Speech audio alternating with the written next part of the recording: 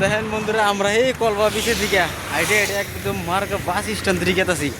একটা গাড়ি নাই, এমন একটা খাস্তা সুতা জায়গা, সুতিয়া সুতা জায়গা, ইন্ডিয়া জায়গায় জানি জীবনে আর না।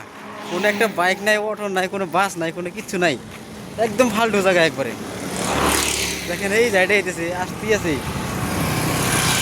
1 ঘন্টা হয়ে গেল গা, তো আর 1 ঘন্টা টাইম রাখবো। তো যাই হোক, আপনারা জানি এরকম জানি ভুল কোনো সময় করেন না।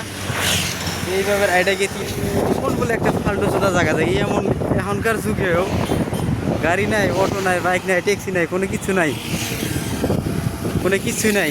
তো দেখেন কোনো একটা নাই, খালি যত আছে সব পার্সোনাল গাড়িগুলো, না 2-1টা ট্যাক্সি আছে, কিন্তু এগুলো বুকিং করা সম্ভব না। কারণ 1 কিলোমিটার গেলে 1 কিলোমিটারে 300 টাকা বিল আহে, 5 কিলোমিটার গেলে 500 টাকা আহে।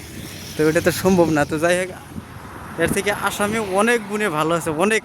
আসামের গাড়ি অ্যাভেলেবল, মানুষ অ্যাভেলেবল, কোনো অসুবিধা নাই। তো আপনারা যদি করতে থাকেন, যদি ঘোরার ইচ্ছা থাকে, এই থাকে, তো আসামে যান। আসামে থেকে মেঘালয়, অরুণাচল সব জায়গায় যাইতে পারবেন, কোনো টেনশন নাই। গাড়ি অ্যাভেলেবল, বাইক ট্যাক্সি থেকে নিয়ে যত পছন্দ আছে, ইনোভা সিনোভা যা আছে, সব যেতে পারবেন।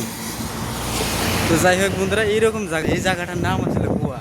এই জায়গাতে একটা খালি ফেসিলিটি বলে কোম্পানি আছে, কোম্পানিতে কাম করা যায় এখানে, কিন্তু আর কোনো ফেসিলিটি নাই।